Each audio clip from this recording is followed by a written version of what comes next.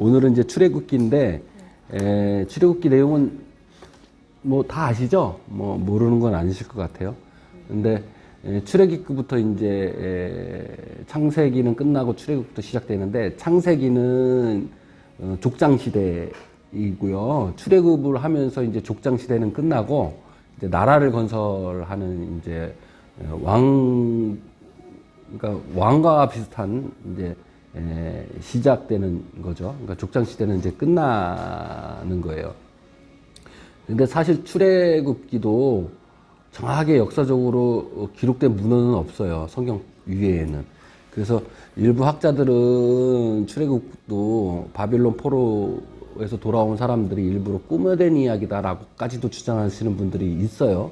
그런 거는 그냥 참고로 두시고, 우리는 성경을 보면서 성경에 되어 있는 기록의 역사적 사실이라고 믿고 보는 거기 때문에 뭐 그런 주장들이 있다라는 것만 아시면 되고, 출애굽기는 이제부터는 이제 족장 시대를 끝내고 나라를 건설하는 시대로 이제 바뀌게 됩니다. 그래서 이제 오늘은 1장부터 13장까지, 그러니까 시내산에 도착하기 전에 홍해를 건너기 전까지 이야기를 가지고 한번 나누도록 할게요. 제가 좀 몇 가지 준비를 했는데요. 첫 번째는 이제 출애굽기 개관입니다. 시대가 BC 1446년경으로 많은 학자들이 봐요. 시작을 1446년경으로 보는데 그냥 1500년대로 보면 될 것 같아요. 이건 거의 뭐 정확한 것 같아요. 왜냐면 솔로몬이 성전 건축할 때 BC 966년이니까 그때 기록에 보면 열왕기 6장 1절에 보면 성전 건축한 것이 출애굽 이후 480년이라 이렇게 기록이 되어 있기 때문에 그거를 이제 뒤로 역산해서 추산하면 1446년경 정도 된다고 보여지는 거예요. 이집트의 역사의 기록을 보면 출애굽했다라는 기록은 없어요. 예, 그래서 학자들이 이거 뭐 역사상 사실은 아니다 이렇게 주장을 하는데 뭐 아직 뭐 기록이 발굴이 안 됐을 수도 있는 거잖아요. 예, 그런 거는 그냥 현재까지 이야기고 우리는 성경 그대로 있는 모습을 그대로 믿고 한번 보도록 할게요. 1장부터 4장까지 모세가 이제 80세 부르심을 받고 5장부터 11장까지 모세가 애굽으로 들어와서 6개월 동안의 바로와 협상의 이야기가 나오고 12장엔 6월절 예식 그리고 이제 무교절에 대한 이야기가 나오고 12장부터 18장까지 이제 애굽 후에 시내산 도착할 때까지 약 3개월 기간이 이렇게 나와요. 그러니까 오늘 1장에서 13장에 있는 이야기가 이제 모세가 태어나서부터 이제 한 이야기인데 애굽에서 모세가 도착해가지고 6개월 정도뿐이 안 돼요. 그 협상 기간이. 그리고 이제 나오는 거예요. 그래서 이제 출애굽은 많은 분들이 이제 출애굽을 가지고 제사장 나라를 만들기 위해서 또 거룩한 나라를 만들고 거룩한 백성으로 삼기 위해서 하나님의 계획 안에서 구원의 역사를 이루신 과정으로 보고 있어요. 그래서 출애굽기를 대부분 구원의 과정, 훈련 과정, 그리고 이제 가나안 입성까지 이렇게 대부분 많이 설명을 하시고 또 출애굽이 사실상 우리가 볼 때 우리를 구원하는 모든 과정들이 출애굽 안에 담겨 있다라고 봐지어집니다. 그러니까 우리가 출애굽을 볼 때 아, 하나님이 나를 이렇게 구원하시는구나.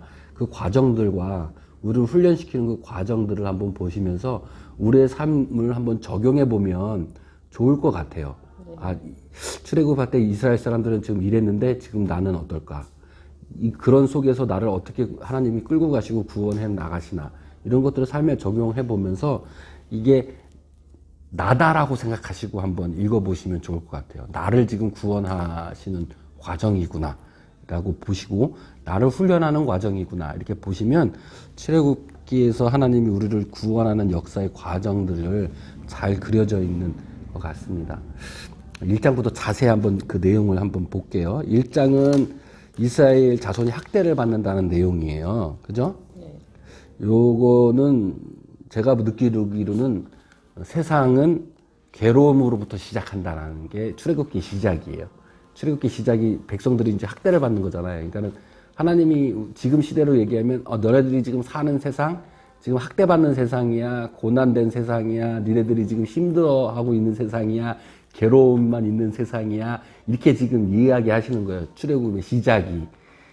그렇지 않나요? 우리가 지금 구원을 얻는 과정의 출발점은 우리가 지금 우리의 삶이 무진장 괴롭다라는 거예요. 무진장 힘들고 괴롭다는 거예요. 거기서 출발한다는 거죠. 2장은 모세가 태어납니다. 그리고 모세가 피신을 가요. 3장의 내용은 하나님이 모세를 부르시는 이야기고요. 4장은 하나님께서 모세에게 능력을 주시는데 3가지의 능력을 주세요. 그러니까 이제 그 과정을 볼 거고, 5장에는 모세와 아론이 바로 앞에 이제 섭니다. 그런데 이제 바로가 바로 말을 듣는 게 아니라 백성들을 더 괴롭게 하죠. 그죠? 이런 것도 우리 지금 삶으로 한번 보면 될 것 같아요. 내가 지금 교회에 다니려고 하는데 세상은 어때요? 더 괴로워하게 나를 못 살게 구는 과정이 있다라는 거죠. 6장에는 모세가 하나님께 이런 것들을 아래요. 그러면서 모세와 아론의 조상에 대한 족보가 나옵니다. 7장에는 이제 드디어 이제 여러분들이 잘 아시는 10가지 재앙이 이제 나오는데, 거기에 이제 물이 피가 되고, 8장에서는 둘째 재앙인 개구리가 나오고, 셋째 재앙은 티끌이 이가 되고, 넷째 재앙에 파거리가 득실거리게 되고, 9장에는 다섯째 재앙인 가축의 죽음, 여섯째 악성 종기, 7번째 우박이 내리고, 10장에는 여덟 번째 메뚜기가 오게 되고요. 9번째 흑암이 있게 되고, 11장에 이제 10번째 재앙을 경고하시는 내용이고, 12장에 이제 유교조와 무교조를 이야기하면서 처음 난 것들을 장자의 죽음이 시작됩니다. 13장에서 이제 무교조를 이야기하면서 처음 난 것들의 대속을 이야기하시고, 그리고 이제 나와서 하나님께서 구름 기둥과 불 기둥으로 인도하신다가 끝이에요. 그리고 나서 14장부터는 이제 홍해 사건이 이제 시작되는 겁니다. 오늘은 13장까지 볼 거예요. 내용 중에서 한번 이야기하고 싶다 하는 내용이 있으실까요? 이런 내용 중에서.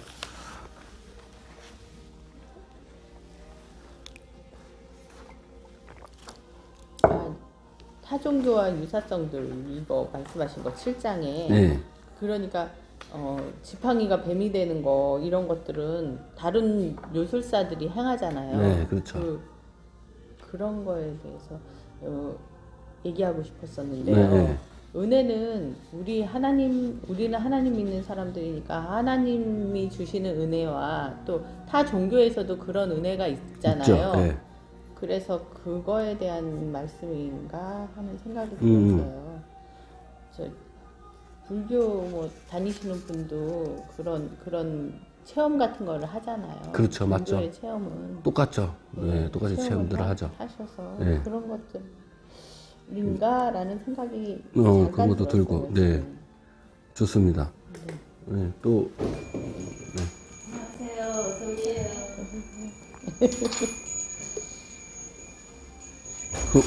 그런 것도 참 이야기하면 참 좋아요. 네. 그런 것도 있고, 또 여기에 저희의 이게 10가지 재앙이 예. 10가지 재앙이 그 나라의 신들에 대한 재앙이라는 얘기도 또 들은 것 같거든요. 네. 근데 개구리가 신이에요? 개구리가 자산을 상징하는 신이죠. 네.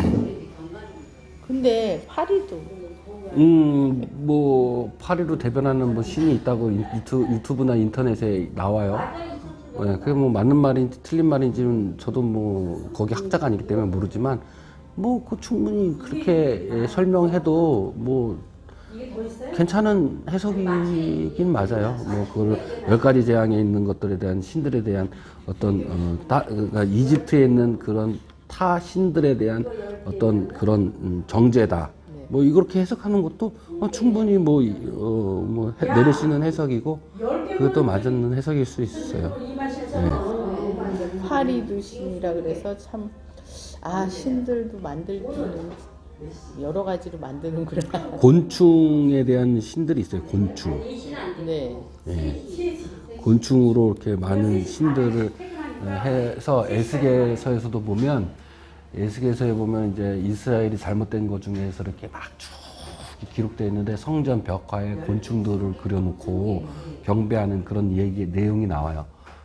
그런 것들로 봐서 옛날에서는 그런 곤충들도 뭐 신으로 이렇게 섬긴 그런 기록들이 있는 것 같아요. 에스겔서에도 그것들이 나오니까. 근데 옛날에는 이렇게 신들이라 그래서 괴롭잖아요. 이 사람, 이 신이 많으니까 괴롭힘을 당하는데 신을 괴롭히는 건 아니죠? 아니 신을 괴롭히는 게 그러니까 아니에요. 여기 봐봐요. 파리가 조금만 있는 게 아니잖아요. 많이 있으니까 괴롭지. 두글두글하니까 그렇겠죠? 좀 괴롭잖아요. 그렇죠. 그런 것들이 없었으면 좋겠는데. 그렇죠. 그래서 네. 괴롭히는 게 여기서 괴롭히니까 괴롭히지 말라고 신으로 만든 건가? 또 그런 생각도 가끔 그래요? 한번 볼게요. 그것도 한번 오늘 보면서 한번 얘기 나누면서 한번 그것도 봤으면 좋겠네요. 예, 그것도 한번 우리가 한번 보고요. 제 안에 갇혀 있는 게 뭘까? 제가 갇혀 있는 게 뭘까? 그래서 합창을 하는데도 합창이 제대로 안 되고 그러거든요. 뭐가 이렇게 막혀 있는 것 막혀 있는 것 같아요. 네. 그런 일상을 요즘에 보내고 있거든요, 사실. 그래서 좀 이따 뵙겠습니다. 오늘 이게 또 다른 느낌이에요. 네, 어린 아이와 같지 않으면 천국에 들어갈 수 없다 그랬었잖아요. 그건 아시죠? 네, 그런데 많이 배운 사람들은 그런 어린아이 같은 순수함이 조금 결여되지 않을까. 그러니까요.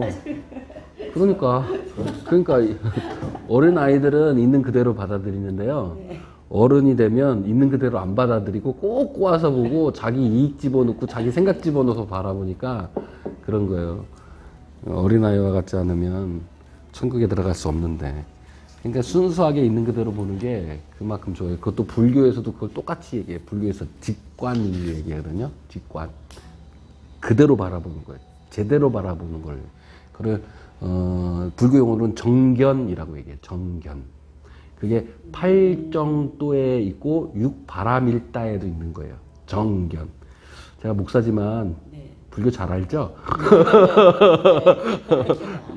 예, 팔정도라는 건 모르시죠? 육바람이라는 것도 모르시고, 예, 그런 게 있어요. 그것도 정견이라 그래요, 그거를. 똑바로 바라보는 거죠. 제대로 바라보는 건데, 그거를 기독교에서는 있는 그대로 보는 거. 그게 이제, 예, 중요한데요. 어쨌든 간에, 예.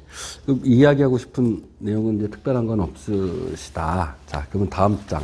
빨리빨리 넘어가네요. 포인트 단어 볼게요. 포인트 단어에서 제가 이제 포인트 단어인 거는 뭐냐면 모세의 이름이에요. 모세의 이름이 뜻이 뭐냐면 물에서 건져냄이라는 거예요. 출애굽기 2장 10절에 있어요. 2장 10절에 내가 그를 물에서 건져내었음이라 하였더라. 그래서 모세라는 이름은 물에서 건져내다. 여러분들 잘 아시죠? 모세를 물에서 건져낸 거. 네. 두 번째 포인트 단어는 뭐냐면 하나님의 이름이 여기서 최초로 나와요. 예. 그래서 하나님의 이름이 무엇이냐면 여호와잖아요. 네. 여호와는 영국식 발음이고 독일식 발음은 야훼 이렇게 얘기를 하는 거예요. 그래서 여호와와 야훼가 다른 게 아니에요. 그래서 요게 이제 스스로 있는 자, 이 하나님께서 스스로 있는 자다 이렇게 얘기를 하셨어요. 그게 출애굽기 3장 14절에 있는 거죠. 3장 14절에. 네. 그런데 영국에서 온 발음이 여호와라고요? 네. 그래서 여호와를 쓰나 보네. 야외도 야외가- 처음에는 많이 썼어요. 많이 썼죠. 독일식 발음이에요. 그런데 왜 나중에는 야훼를 안 쓰고 여호와를 썼을까요? 그럼 독일 발음이 별로 안 좋았나 보죠. 여호와가 성경에는 여호와라고 많이 써서 그렇게 했나 보죠. 야훼라고 많이 안 써서. 성당에서도 처음에 제가 2004년도에 그 연수 받았거든요. 그때 성경에는 여호와가 있었어요. 아니 야훼가 있었어요. 지금은 야훼란 말 없어졌어요. 이거 성경 다 이제 다 뭐 여호와가 편했나 보죠. 발음하기가. 저도 잘 모르겠어요. 아니, 근데 성당에서 왜 여호와라고 안 그랬는지. 그래요. 옛날에는 야훼라고 그러기도 하고 뭐 네, 맞아요. 여호와라고도 하고 다 섞어서 썼는데 요즘에는 야훼란 말은 많이 안 쓰고 여호와란 얘기를 더 많이 쓰죠. 네. 부드럽잖아요. 여호와 증인이 있어서 그런가? 아니, 야훼보다 여호와가 더 부드럽게 부드럽죠. 들려요. 야훼는 좀 딱딱해 보이죠. 네. 독일어가 좀 딱딱하잖아요. 네.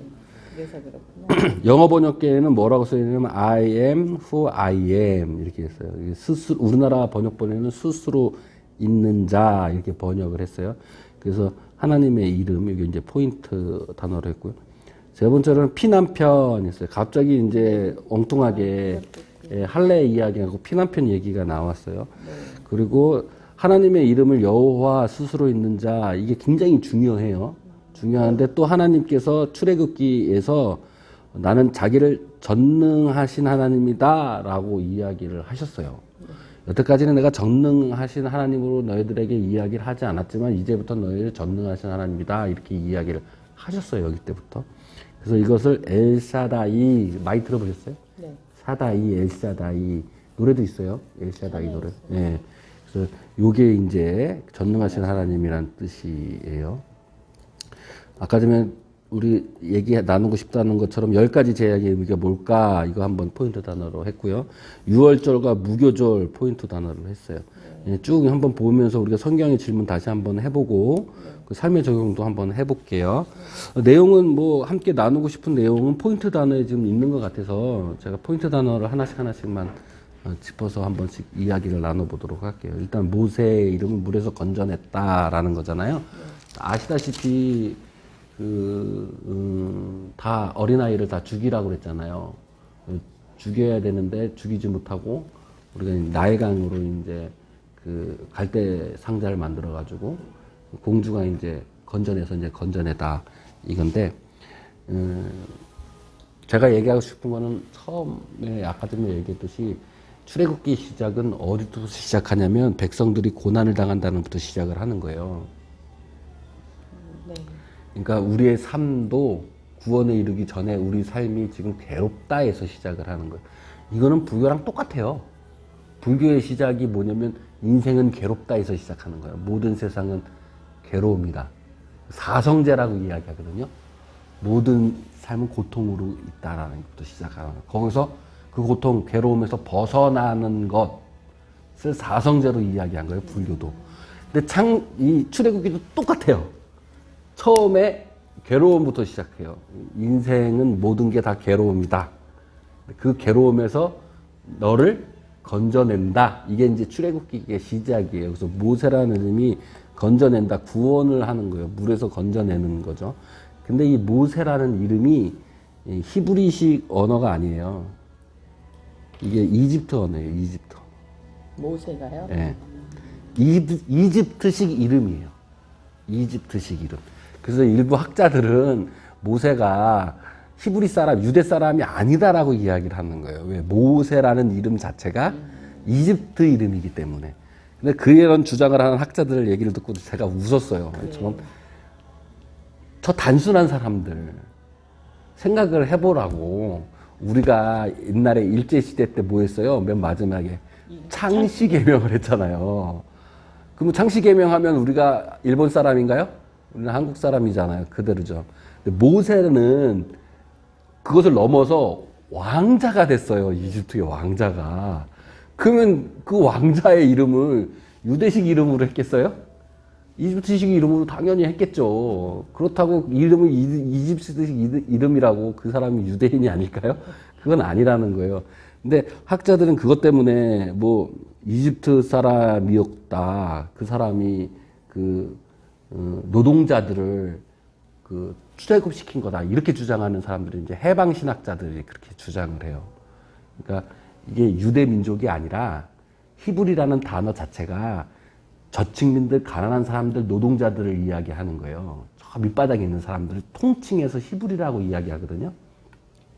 그러니까 모세가 이집트에 있는 유대인이 아니라 저 빈민층, 민중들, 힘들어하는 저 사람들을 이끌고 나갔다 이렇게 이제 해서 그 해방 시작자들이 간혹 이런 주장을 하는데 참 저는 그걸 이해를 좀 못해요. 그래서 간혹 이제 해방 신학자들이 주장하는 이야기들을 간혹 이제 저 같은 경우는 알아요. 아, 저게 뭐 누구의 신학으로 해가지고 어떤 주장에서 이야기하는 거다 이런 걸 아는데 일반 이제 성도님들은 이제 그런 걸 모르기 때문에 아, 은혜로우면 다 맞다. 아, 은혜로우면 다 그렇다. 그렇게 이해를 할 수 있는데 요런 것들도 한번 알고 넘어가면 좋으실 것 같아서 한번 얘기를 드렸어요.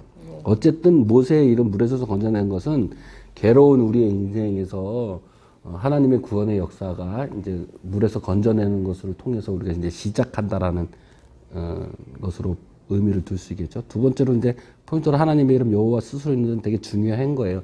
이런 신명사문자라고 얘기해요. 신명사문자. 이게 어렵죠? 신. 하나님을 부르는 네 가지 글자이라는 뜻이에요. 신명사문자라는 게. 그게 이제 여호와가 스스로 있는 자를 여호와라고 표시할 때 히브리어 원어가 제가 여기에 썼는데 지금 크게 쓸게요, 제가. 요 글자예요, 요 글자. 예, 하나, 둘, 셋, 넷. 요 글자예요. 요게 이제 신명사 문자 이렇게 예, 그렇게 있어요. 신명사 문자인데 여러분 그거를 알아셔야 돼요. 히브리어는 자음만 있지 모음이 없어요. 그게 무슨 뜻이냐면 우리나라 기흥, 니은, 디귿, 리을이 자음인데 기흥, 니은, 디귿, 리을만 있지 아에, 오에는 없어요. 그러면 읽을 수 있어요? 읽을 수 없어요? 기흥, 니은, 디귿, 리을만 있으면? 못 읽어요. 히브리 문자 자체는 읽을 수 없는 단어예요. 글이에요. 근데 이걸 읽을 수 있게끔 4세기 미소라 학파에서 점이나 뭐 여러 가지를 찍었어요. 그래서 이렇게 보면 옆에 막 점 찍혀 있는 거는 원래 문자가 아니라 읽을 수 있게끔 그렇게 찍어 놓은 거예요. 그래서 원래 읽을 수 없는 글이에요. 이 히브리 언어 자체는. 그냥 우리가 구전으로 읽는 거예요. 이거는 이렇게 읽었었다. 이거를 말로써 이렇게 전달하는 거예요. 그래서 하나님의 이름 이 여호와는 읽을 수 없는 거예요. 그래서 네. 목사님 그럼 네. 이때 이 아이들을 다 죽이라고 했잖아요. 근데 네. 그냥 무조건 낳는 아이를 다 죽이는 거예요? 뭐 남자 여자 남자아이를. 남자아이를. 네. 아 이때도. 네, 여기 보면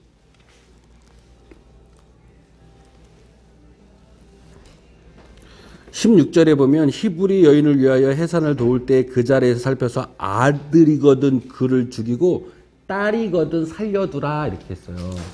그러니까 딸은 이렇게 글자를 만들었어요. 읽을 수는 없는데 그 사람들이 말로 구전으로 전해지면 구전은 말로는 되지만 이 글자 읽을 수가 없잖아요. 이거는 이렇게 읽자, 이거는 이렇게 읽자 약속을 한 거죠.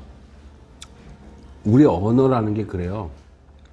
언어가 발생한 거는 사람들, 대다수 사람들의 약속에 의해서 언어가 되는 거예요. 나무를 보고서 어떤 사람이 저걸 나무라고 얘기했어요. 그럼 그 혼자만이 나무라고 얘기하면 그건 나무가 언어가 안 되잖아요. 그 사람이 나무라고 얘기했을 때 많은 사람들이 저걸 나무라고 계속 같이 이야기해 줘야 돼요. 반복적으로.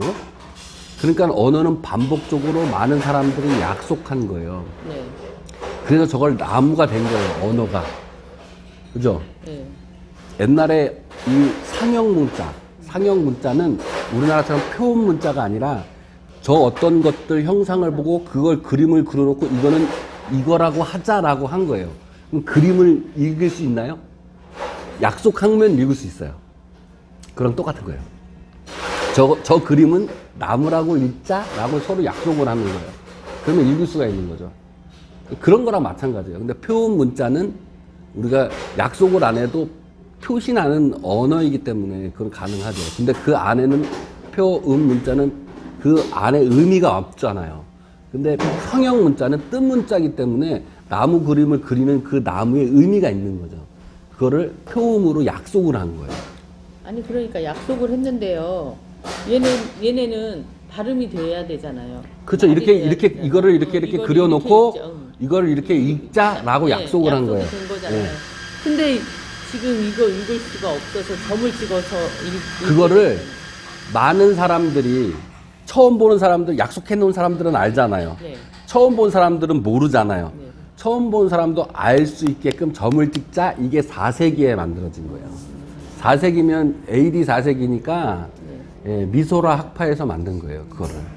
그러니까 히브리어 언어 학자가 자기네들만 읽을 수 있는 거를 많은 다른 사람들, 이방인, 이브리어 언어를 모르는 사람들도 읽을 수 있게끔 점을 찍어 놓은 거예요. 그러니까요. 예. 그러면 이제 모음이 생기니까는 읽을 수 있게 되는 거죠. 이 히브리어 언어는 상형 문자예요. 상형 문자. 상형 문자. 예, 옛날엔 다 상형 문자였어요. 상형 문자. 그래서 하나하나마다 다 뜻이 있어요. 그거를 모아서 그 뜻이 된 거예요. 그러니까 제가 이런 거랑 많이 저번 때도 이거 가지고 많이 설명을 제가 많이 하는데 제일 쉬우니까 사람이 이제 나무 목자를 해놓으면 이걸 우리가 읽을 수는 없어요. 근데 이렇게 읽자라고 약속을 한 거죠. 이게 이제 쉴 숫자인데 이게 뜻이 있는 거예요. 사람이 나무 옆에 있으면 쉰다. 그래서 쉴휴가 되는 거예요. 그래서 이렇게 많이 이제 한문은 한 것처럼 상형 문자는 그래서 글자를 모아서 단어가 되는 거예요. 그 뜻이 있는 거예요. 왜 모은 뜻이 있어요. 예, 히브리어 문자 자체가.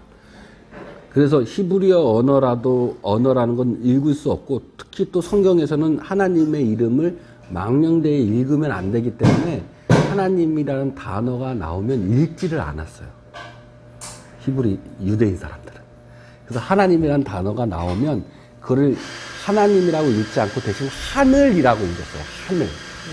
그래서 마태복음은 하늘나라예요. 그래서 하나님 나라가 아니라. 걔네들은 하나님이라고 읽기를 좀 쉽지 않았기 때문에 하늘나라로 많이 표현해서 마태복음은 하늘나라로 표현되어 있고 누가복음은 하나님 나라로 표현되어 있어요. 그래서 이제 마태복음을 읽고서 하늘나라에서 우리는 천국 이렇게 표현을 하죠. 천국. 예. 천이 하늘천, 나라국자. 그걸 따른 건데 사실 보면 하나님 나라가 맞는 거죠. 그러면 신국이 맞는 거예요. 한문으로 따지고 보면. 근데 우리가 천국으로 읽다 보니까 천국으로 계속 읽다 보니까 천국은 하늘에 있는 것처럼 생각이 들었던 거죠. 사실 성경에는 그게 아니거든요. 그러니까 우리가 착각하고 있는 것 중에 하나예요. 천주교도 하늘에 있는 신을 천주, 하늘에 있는 주인이잖아요. 네. 예, 그래서 천주교잖아요. 그것도 사실 성경적이지가 않은 거예요. 사실은 천주교라고 읽으면 안 되는 거예요. 그러니까. 근데 천주교가 우리나라에 들어오면서 우리나라 사람들이 많이 하늘신을 많이 얘기했잖아요. 그 동학혁명이라는 게, 그 동학사상이라는 게 그 천주, 하늘에 있는 신을 믿었기 때문에 그거를 토착화 흡수하면서 천주교라는 이름을 붙여진 거거든요. 그러니까 한국만에 가지고 있는 독특한 문화가 결합되어 있는 거죠. 제가 보기에는 그것은 성경적이지는 않아요. 그러니까 천주교라는 말 자체가. 그러니까 그렇게 되면 자꾸 오해를 하게 돼요. 그래서 저도 어렸을 때 교회 다니면 하늘나라 많이 얘기하고 하나님 나라로 얘기 많이 안 하고 하늘나라 간다 꼭 그러면은 꼭 죽어서 가는 나라처럼 생각 들고 그러니까 그렇게 다들 하늘 어디에 가 있는 나라인처럼 생각하고 그러잖아요. 네. 근데 그거는 오해인 거예요. 왜냐면 유대 사람들이 하나님 인기를 꺼려해서 하늘나라라고 표현했기 때문에 그런 거예요. 그거는. 그런 것들을 좀 알면 오해에서 좀 벗어날 수 있죠. 성경은 그래서 어쨌든 하나님이라는 이름을 읽는 것 자체를 좀 되게 조심했고 읽을 수 없는 단어예요. 이 읽을 수 없는 단어잖아요, 이게. 그래서 이거를 약속하지 않았어요. 어떻게 읽자 이렇게 약속하지 않았다고요. 그냥 이 글자가 있으면 그냥 하나님인 거를 안 거지 이 글자를 이렇게 읽자라고 이야기하지는 않았는데 이거를 이렇게 읽어보자 해서 뭐 여러 번역반에 이거를 뭐 여러 가지로 번역을 해서 한 거예요. 근데 그거 중에 하나가 영국식 발음이 여호라는 발음이고 독일식 발음이 야훼라는 발음인 거예요. 그러니까는 첫 번째 읽을 수 없는 단어다. 신성 사문자는 근데 그냥 발음상 이제 어떻게든 읽어야 되잖아요. 그러니까 그 발음상 그렇게 좀 되온 거다라는 거예요. 그래서 유대 사람들은 이거 경전을 이렇게 쓸 때 하나님이라는 단어가 나오면 옷을 벗고 목욕 재개하고 해서 그 글자를 썼대요. 이걸 함부로 쓸 수 있는 글자가 아니기 때문에 그래서 신명 사문자 이렇게 이제 하죠. 주로 주님으로 많이 표현하고 많이 이루죠. 근데 엘로힘은 그렇진 않았나 봐요. 엘로힘은 하나님의 이름을 엘로힘이라 근데 그거는 여호와라고 지칭되어서 있는 이름은 모세부터 이제 여기서 딱 지칭돼서 시작을 하는 거거든요. 오시면 놀라운 거를 제가 말씀을 드려야 하기 때문에 오시면 얘기를 드릴게요. 제가 요약을 했어요. 요드는 손, 도움, 일을 뜻해요. 손, 도움, 일. 그 다음에 해라는 단어요. 해는 열다, 울타리라는 뜻이 있어요. 열어 보인다. 울타리라는 뜻이 있어요. 그래서 아브람이 아브라함으로 바뀐 게 해가 추가된 거예요. 그래서 열린 거예요. 열린 걸로 추가됐다고 제가 지난 시간 때 한번 얘기를 한 것 같아요. 바브는 바늘, 못, 확실한이라는 뜻이에요. 바늘 모양이에요. 이 바브라는 모양이. 그리고 못이라는 모양이, 못 모양 같이 생겼잖아요. 그래서 이게 상형 문자기 때문에 그래요. 또 다음에 똑같은 해가 있어요. 열다, 울타리예요. 그래서 일부, 제가 주장하는 게 아니라 일부 이 학자들이나 근본주의적으로 갖고 있는 신학자들이나 또 특히 미국의 성결교회에서 이걸 침례교회에서 이걸 어떻게 해석하냐면 손 봐라 못 봐라라고 해석을 하는 경우도 있어요. 그러니까 하나님의 이름이 손 봐, 손에 못자국 봐, 손을 봐봐 이거라는 거예요. 손에 못자국이 있다라는 거예요. 이건 누구겠어요? 그렇죠. 그래서 하나님의 이름이 안에 예수 그리스도의 못자국이 있다라고 해석하시는 분들이 있어요. 네, 그럴싸하죠. 그러니까 전 꼭 그렇게만 보지는 않아도 이게 이제 요드가 도움이잖아요. 도움을 여는 것, 확실하게 여는 것 이렇게도 볼 수 있어요. 여러 가지 해석을 할 수 있는데 어떻게 해석을 하냐는 건 다른 거죠. 어쨌든 이 여호와의 이름 신성 사문자에 이런 의미가 있다라는 걸 알면 좋을 것 같아요. 해바 해요인가요? 요드, 해, 바부, 해요. 글자 하나하나씩 뜯어보면. 요드? 이게 밑에. 쉼표 같은 게 요드예요. 네. 예. 쉼표 같은 게 요드예요. 이게 손, 도움, 일을 뜻해요. 그래서 손에 못자국을 봐라. 이게 하나님의 이름이다. 이렇게 이제 해석하시는 분들도 있다라는 거죠. 꼭 그렇게만 봐도 되고, 뭐 은혜로우면 그렇게 봐도 되고, 또 다르게 보면 도움의 일을 확실하게 열어 보인다. 뭐 이렇게도 볼 수도 있고. 어쨌든 간에 여호와라고 했었을 때 이 여호와를 스스로 있는 자라고 표현을 하고 있어요. 저는 가장 좋은 표현이 하나님은 스스로 있는 자다. 이게 가장 좋은 표현인 것 같아요. 스스로 있는 자.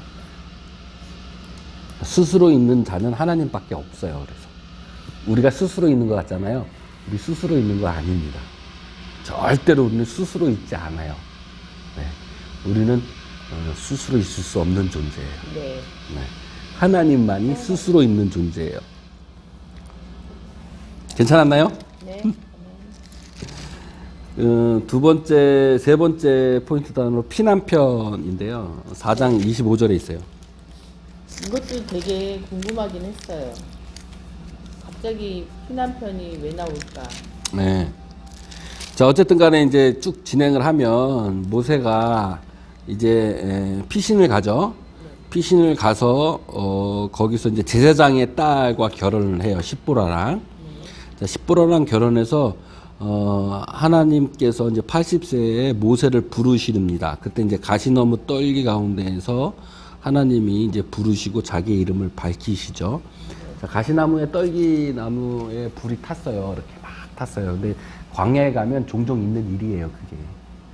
근데 문제는 뭐냐면 종종 있는 일인데 가시나무가 불이 막 붙으면 가시나무가 이제 타 없어져야 되는데 가시나무가 타서 없어지지 않고 있었던 거예요. 신기해서 모세가 가본 거죠. 광야에 가면 가시나무 떨기 뜨거워가지고 불이 간혹 붙는데요. 예.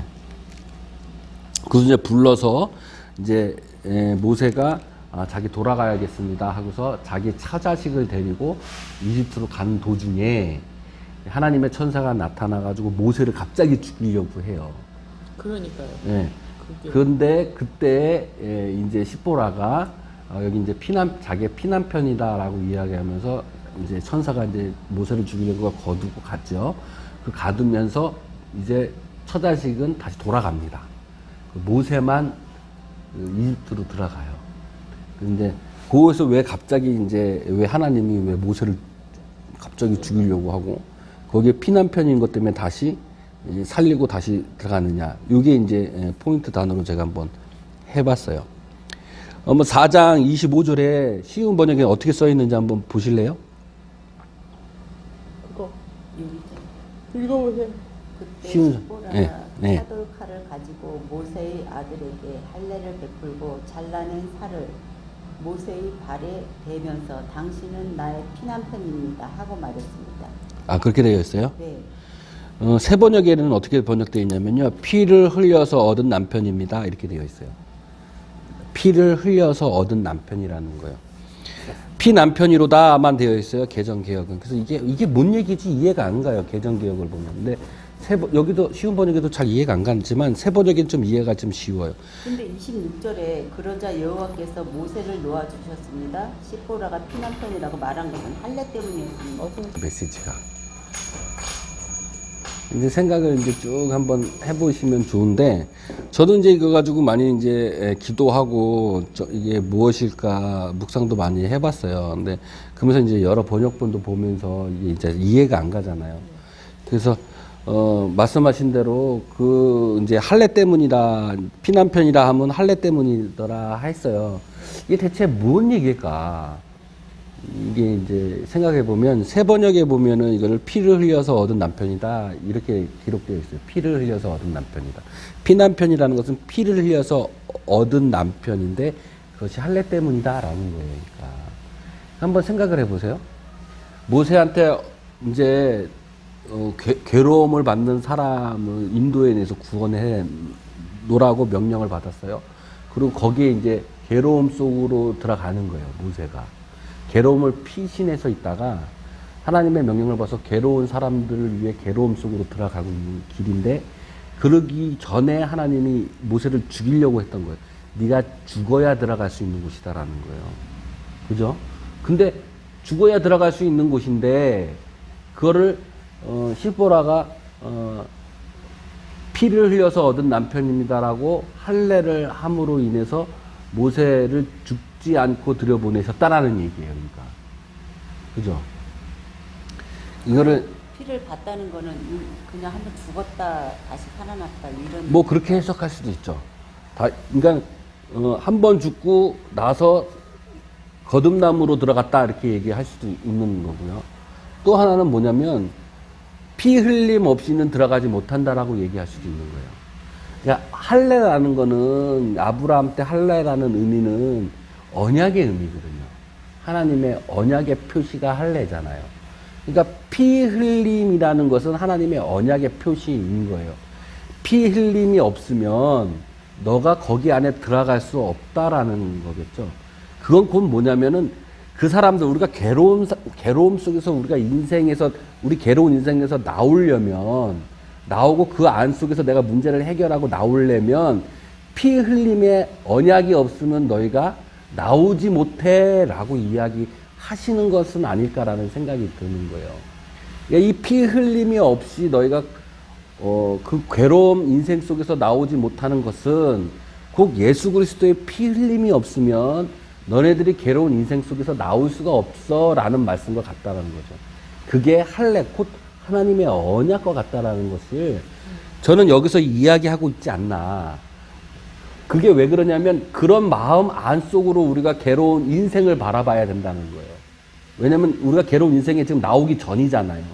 그 인생을 내가 바라볼 때 내가 예수 그리스도의 피 흘리는 그 하나님의 언약으로 내 괴로운 인생을 봐야 네가 거기서 나올 수 있고 구원을 얻을 수 있다라는 것으로 저는 지금 느끼고 받아들이는 거예요.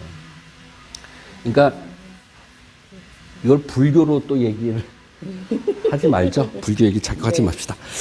그래서 이 피난편이라는 거는 곧 예수 그리스도로 인해서 우리가 구원을 얻을 수 있고, 그것이 없으면 네가 죽어서 들어가고 거듭나서 들어갈 수 없다라는 얘기를 지금 하고 계시는 것이라 근데 보여줘요. 이때 하나님 처음 베푸는 거예요. 아니죠. 아브라함 때죠.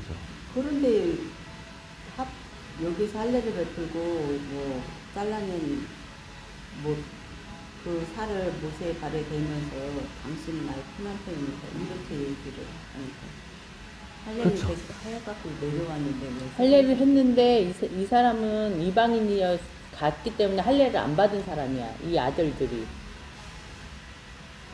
모세는 아기 때 할례를 받았을 거야. 그렇기 때문에 히브리 자식인 줄 알게 됐을 수도 있어. 모양도 뭐 외모도 다르겠지만, 근데 아들들은 이방인 여자랑 결혼했기 때문에 할례를 안 했어. 그러니까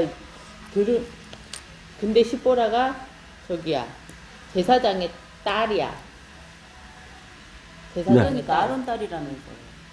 아니요. 모세 모세의 아니, 모세가 이드로인데 이드로인데 미디안의 제사장이죠. 아론이 미디안 아니라. 제사장. 네. 그러니까 그렇게 해서 또 알게 됐을 수도 있고, 그거는 모르겠지만 어쨌든 할례를 안 받은 아들이야. 얘네 아들들은. 그렇죠. 예, 네. 얘네 아들들은 할례를 안 받았어.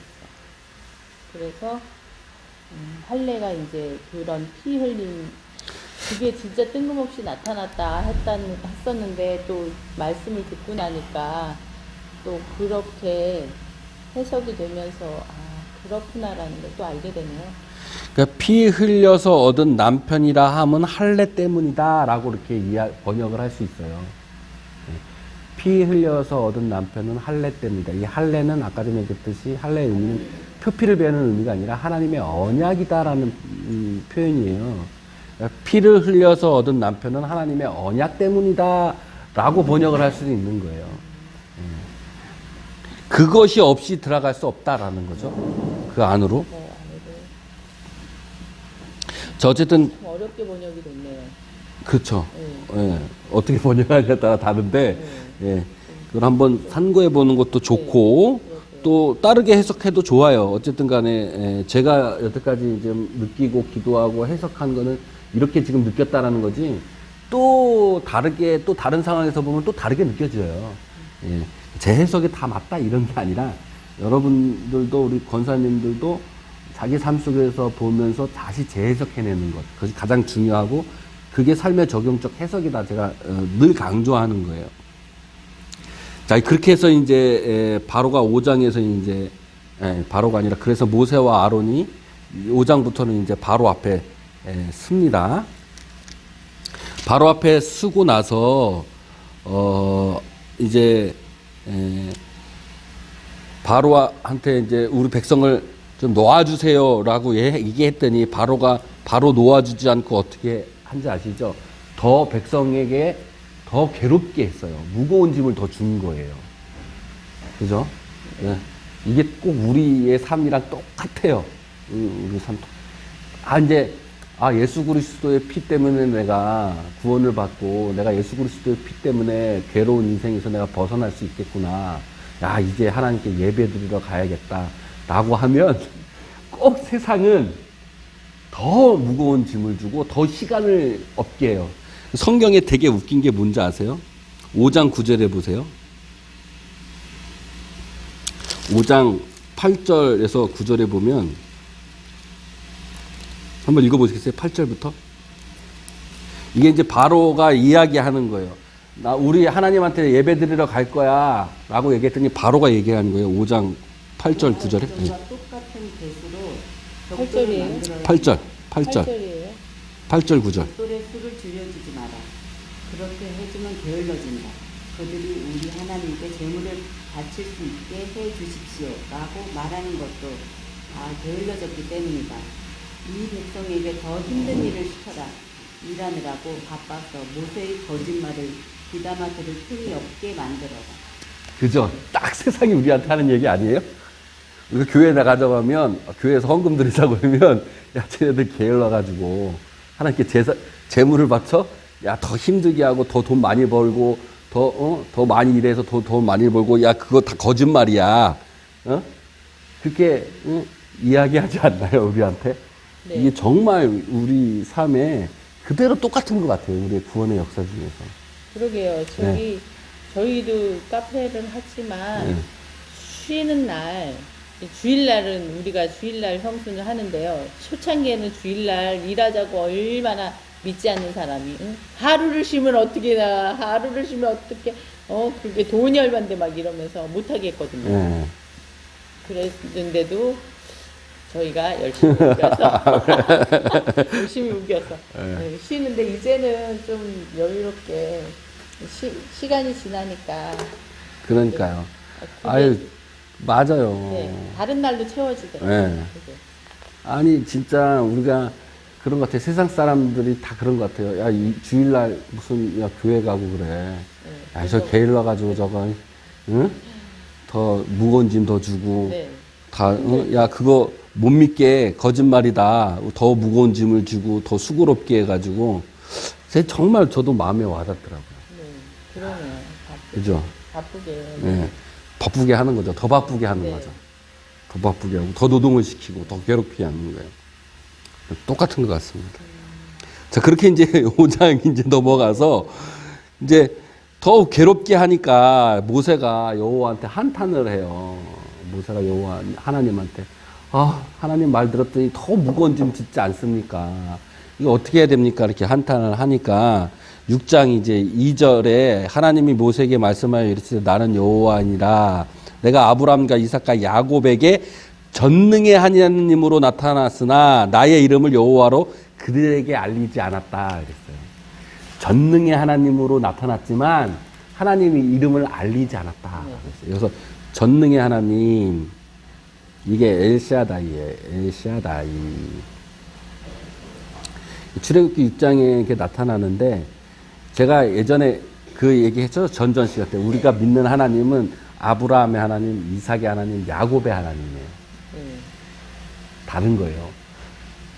이슬람은 아브라함의 하나님이 될 수 있어요. 근데 이삭의 하나님은 될 수 없어요. 다른 거예요. 그래서 절대 다르다고 제가 얘기했어요. 여기 성경에서도 좀 분명히 나왔어요. 왜 그러냐면 만약에 이게 맞다면 여기서도 말씀이 나는 아브라함에게 전능한 하나님으로 나타났으나 이렇게만 끝쳤을 거예요.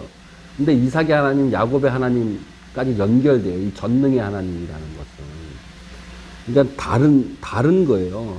근데 이 전능의 하나님이라고 했을 때 엘사다이는 여러 가지 이제 썰이 있는데 제가 보기로는 이 샤이다라는 단어가 광야 땅이라는 의미를 갖고 있어요. 그래서 하나님을 뭐라고 얘기해요? 광야의 하나님이라고 얘기하잖아요. 이 광야의 하나님이라는 뜻이 전능하신 하나님이라는 뜻이랑 같은 거예요. 그러니까. 그리고 우리가 이 성경을 보면요, 많은 이방 사람들이 저기 여호와 하나님을 보고 산신이라고 얘기해요. 산신, 광야신, 산신이라고 얘기를 해요. 이때 광야 산 땅이 전능의 하나님이라는 뜻이에요. 그래서 산 땅이요? 산. 신의 산에서 계명을 받았기 때문에 산신이라고 얘기해요. 산신, 산에 있는 하나님. 저 신이라고 이야기해요. 이방 사람들이 그렇게 얘기를 해요. 광야의 하나님이라고 이야기하죠. 그 광야의 하나님을 목사님들이 광야에서 하나님을 만난다 이런 게 아니라 성경에는 분명히 엘샤다이, 이 전능의 하나님이 광야의 하나님이라는 이야기를 하고 있는 거예요. 근데 왜 그렇게 얘기를 했을까? 어디 갔어? 집에 갔다가. 그러세요. 갔어요?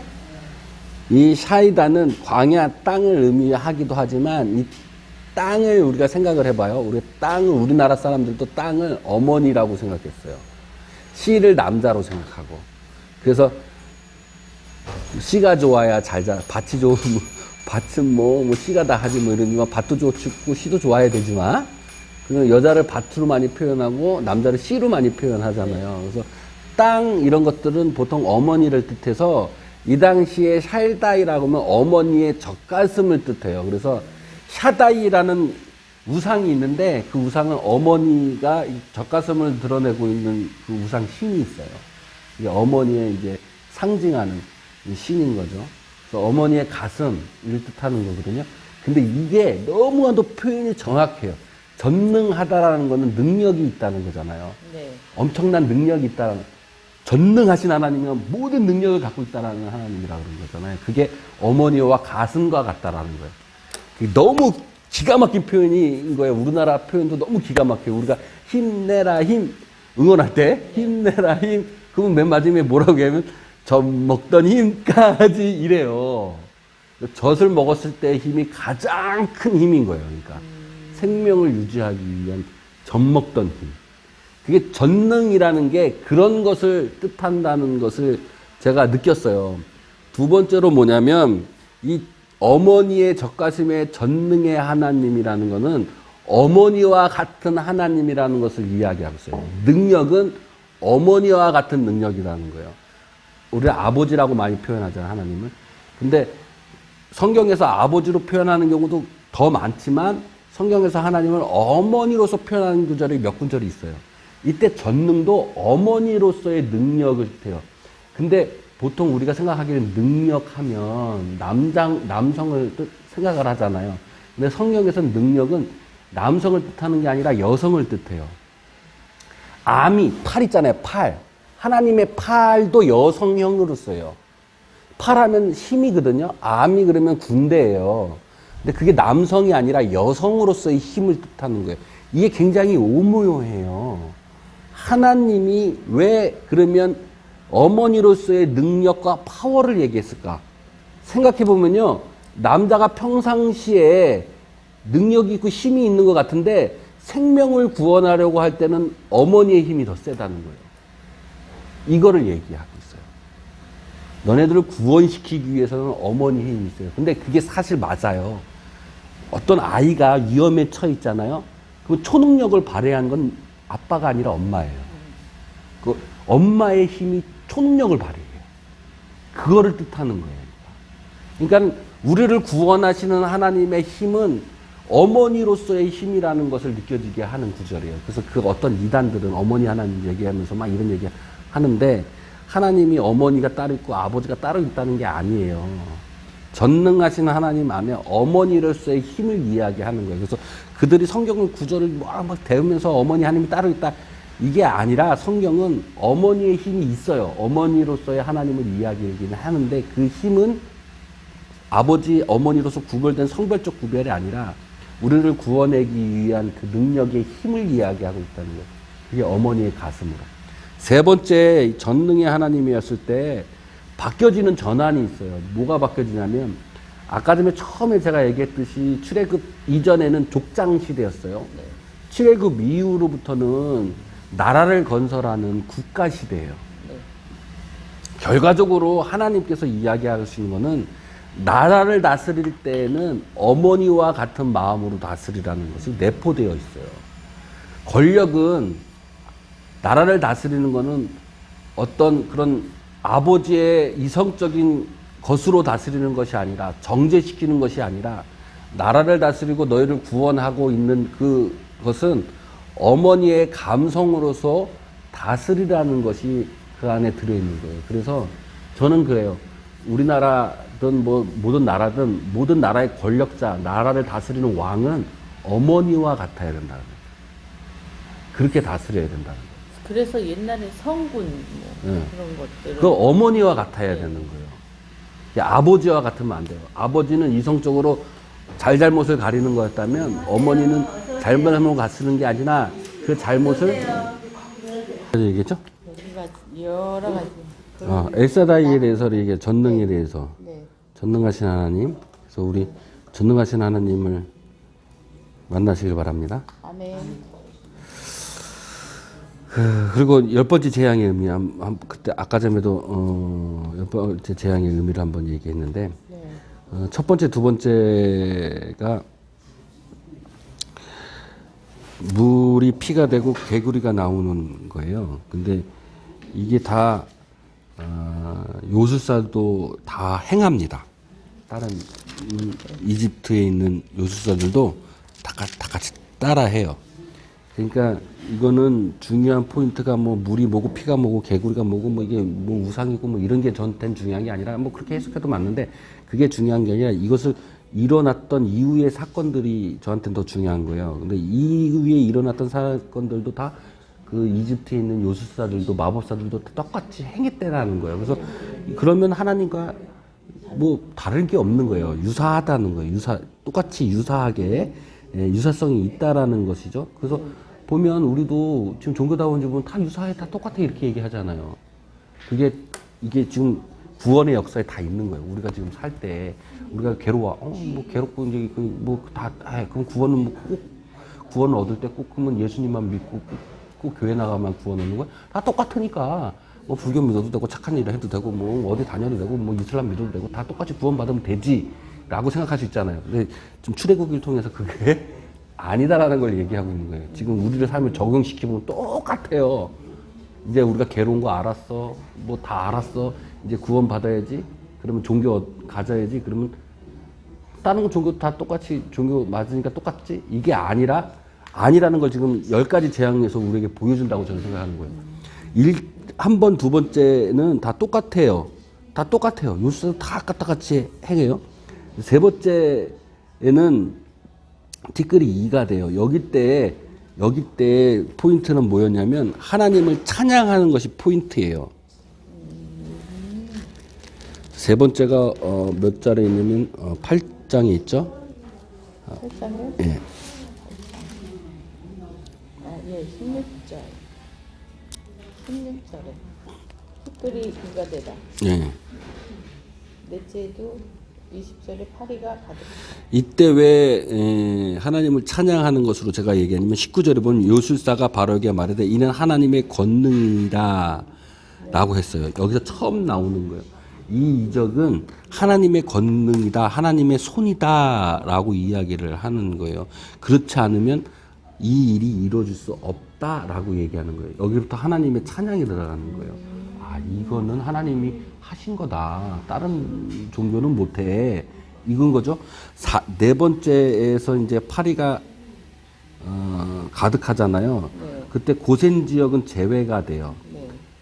고센 지역은 이스라엘 백성이 살던 지역에 거기만 제외되고 이스라엘 전역이 된 거죠. 그럼 그게 뭐예요?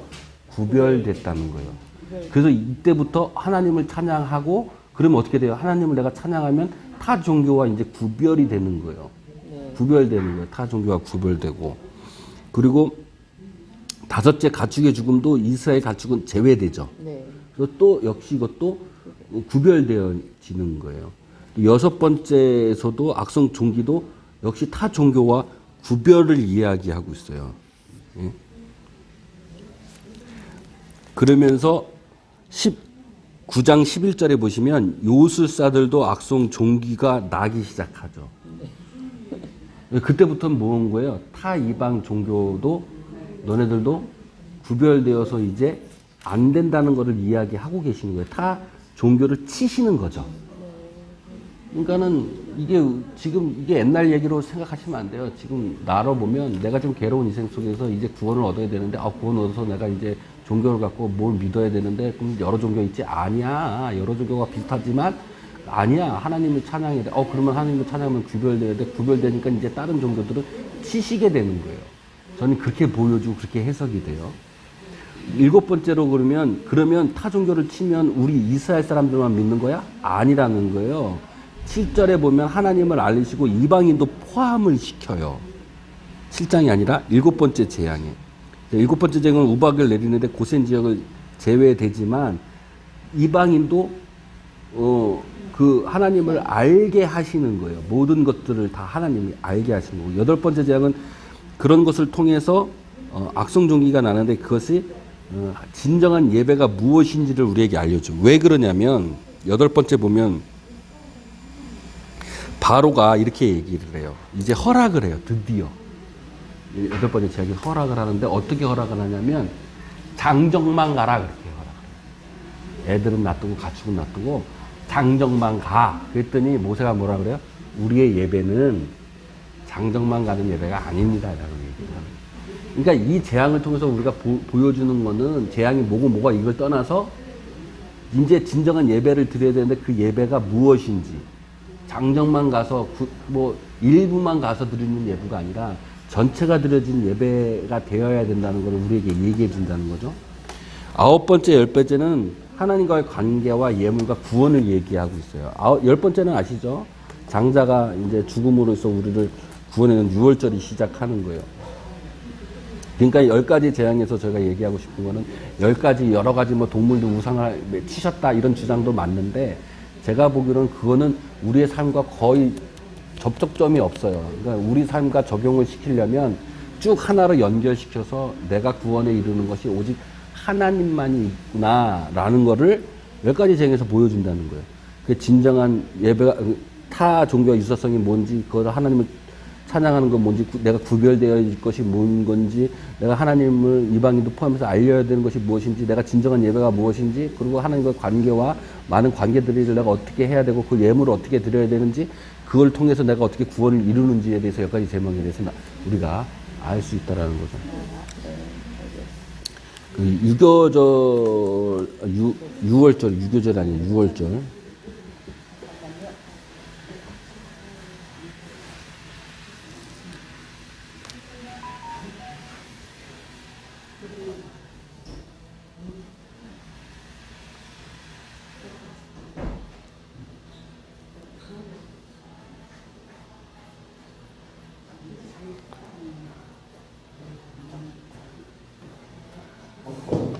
유월절을 파스카라고 그러고요. 무교절을 페사흐라고 그러는데요.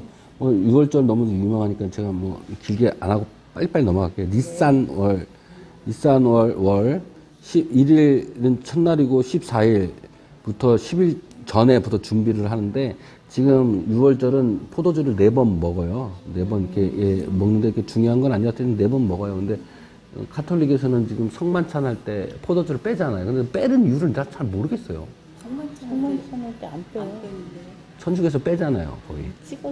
찍어서 먹어요? 네. 찍어서 줘요. 찍어서 줘요? 네. 그거 안 빼는구나. 네, 안 빼요. 네. 어쨌든 간에. 포도주를 4번. 4번 먹어요? 네. 유대에서는 지금 그렇다고 그러대요. 무교절은, 6월절 날부터 무교절이 시작하는 거예요. 그러니까 14일이 겹쳐요. 14일 유교절이면 그때 무교절이 시작하는 날이에요. 네, 시작하는 날이에요. 그래서, 무교절에 성경에 보면 무교절 때 이제 내 손의 기호와 내 미간의 표를 삼고 여호와 율법을 내 입에 있게 하라. 이게 이제 무교절의 큰 의미예요. 예. 6월절은 이제 패스워드. 우리가 이제 구원을 얻는 구원의 시점이 이제 6월절이죠. 장자를 죽이고 나가죠. 장자를 대속하는 그 대속제도 이때 이제 생기는 거예요. 장자는 하나님의 것이니까 모든 장자는 하나님께 바쳐라. 바치는데 뭐 어떻게 뭐 죽이는 건 아니니까 장자를 그 레위인으로 대신해서 바치는 거죠. 근데 레위인이 모자라 장자가 더 많아. 그럼 그 장자의 값을 매겨서 그 제물을 드리게 되어 있어요. 그게 이제 대속하는 거죠. 그래서 장자의 대속제가 있습니다. 그렇게 해서 이제 무교절 6월절이 있는데 사실 이거는 농경 문화에서 시작했다고 봐도 과언은 아니에요. 옛날에 이게 다 있었던 거예요. 옛날 농경사회에서 유교절은 춘분점으로 해서 15일 보름에 시작을 해가지고 이때 우리는 대부분 뭘 하냐면 씨를 심거나 뭐 많이 하죠. 그리고 무교절 때도 역시 이 농경민들이 옛날부터 했던 축제인데 이제 기독교의 유대 문화 속에서 이제 흡수돼서 이렇게 이제 하나님의 명령에 의해서 이제 이것들이 구원의 역사 속에서 우리가 지켜지게 되죠.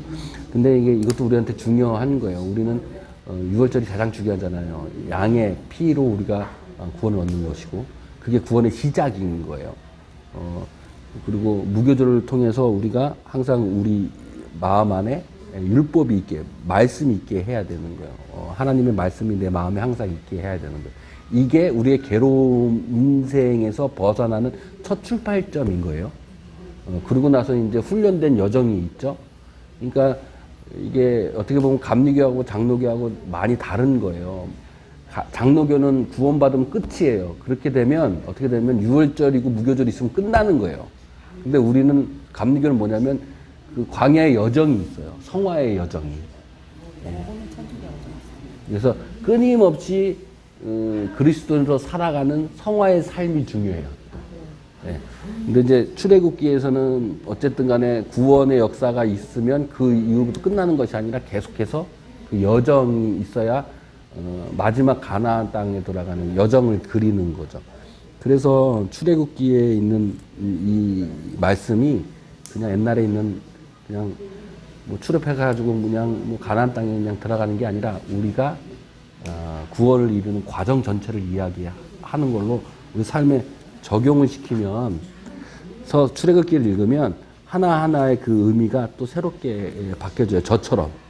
저도 그렇게 지금 보고서 지금 여러분에게 지금 해석해서 내는 거예요. 10가지 재앙도 마찬가지고 시작도 마찬가지고 그 안에 우리가 벗어날 수 있는 과정도 마찬가지고 그래서 이제 다음 주는 14장부터 이제 가나안 입성 전까지 다룰 거예요. 그때 이제 하나님의 훈련 과정의 여정이죠. 그 여정이 어떻게 되는지 한번 볼 거예요. 오늘의 중요한 거는 그러니까 정리하자면 제가 말씀드리고 싶은 정리한 거는 첫 번째 우리는 인생은 고로부터 시작한다. 괴로움으로부터 시작해야 되는데 그 괴로움 인생에서 우리가 어떻게 구원을 받을 수 있느냐? 우리가 그 괴로움을 바라볼 때 누군가의 피 흘림으로 바라봐야 된다.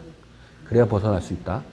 그리고 그 벗어날 수 있는 힘은 어머니로서의 힘, 전능의 하나님으로서의 힘이다. 그리고 그 벗어가는 여정 속에서 그래 알았어. 그러면 그 벗어가는데 다른 종교랑 같다? 아니다. 오직 하나님만이 그 역사의 주인공이시고 그걸 이끌어 가시는 관계 속에 있고 진정한 예배가 그 안에 들어가 있다.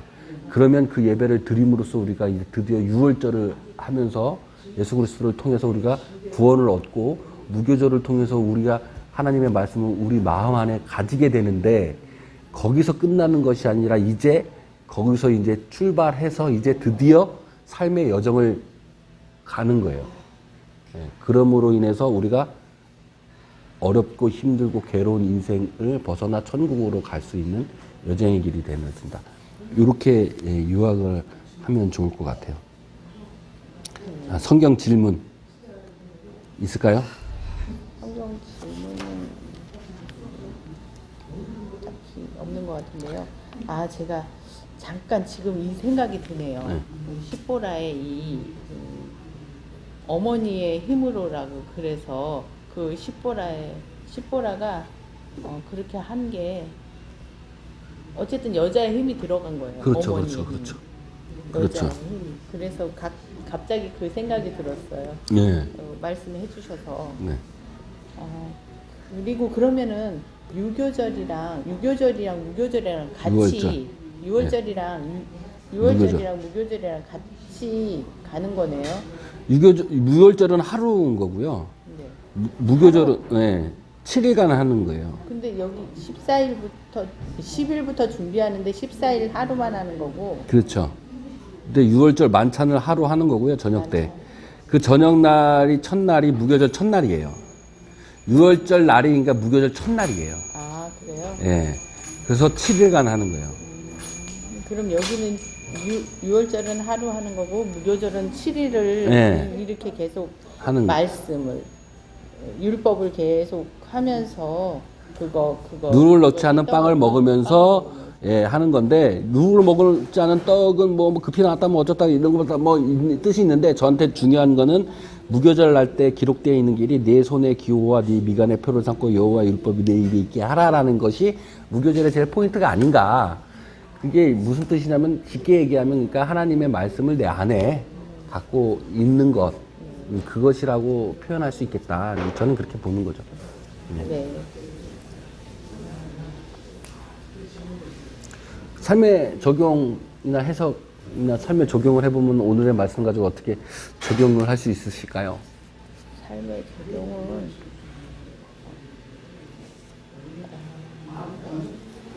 어쨌든 저는 오늘 말씀에 그 진정한 예배와 진정한 예배를 열심히 잘 드리겠다. 이게 삶의 적용이에요. 늘 깨어서 진정한 예배를 드릴 수 있도록 해야 되겠다. 네. 예배 드리면서도 막 딴짓하고 딴 생각하고 막 이러잖아요. 네. 그러지 않고 예배에 집중하는 그렇게 예배를 드려야 되겠구나라는 생각을 했고요. 어머니 힘은 위대하다. 위대하다. 위대하다. 어머니의 힘은 위대합니다. 어떻게 권사님은 어떻게 삶의 적용을 오늘 한번 해보실 것 같으면 어떠실까요?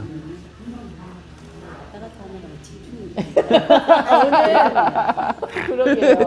오늘은 너무 정신이 없어요. 정신이 없었어요. 맞아요. 그러신 것 같아요. 근데 오늘 되게 중요한 얘기를 몇 가지 했어요. 네, 예. 정말 중요한 얘기를 오늘 하셨는데 엄청난 중요한 창세기 없는 엄청난 중요한 얘기를 많이 했습니다. 그런데요, 진짜 중요한 걸 들어야 되는데 세상이 세상이 자꾸 방해를 해요. 그러니까 오늘 말씀처럼 오늘 말씀처럼 자꾸 세상이 방해를 해. 더 무겁게 하고 더 바쁘게 하고. 바쁘게 하고 오늘 찍고 있는 거죠. 네. 엄청 바쁘게 하네요 오늘. 그래요. 중요한 얘기했는데 엄청 중요한 얘기인데요. 오늘 아주 깊은 얘기, 예. 중요한 얘기를 좀 했어요. 예. 그 중요한 얘기 하나님의 이름 스스로 있는 자, 그리고 또 전능하신 하나님 엘사다의 뜻, 그리고 10가지 재앙의 의미, 이런 걸 쭉 한번 봤습니다. 따로 뭐 하실 얘기? 그리고 다음 주는 출애굽기 마지막 다 할 겁니다. 네. 다음 주는 수요일 날 할 거고요. 14장부터 출애굽기 마지막까지. 또 출애굽기는 되게 중요해요. 마지막까지 한번 보면서 우리가 하나님의 구원을 우리를 어떻게 이루셔 가는지를 한번 보고, 이게 또 얘기하지만 이게 과거에 끝난 게 아니라 이게 지금 나한테 지금 적용되는 거예요. 내가 지금 괴로운 인생인데 이거를 지금 천국으로 가는 과정인 거예요. 그 과정을 느껴보면서 한번 읽어보시면 좋을 것 같아요.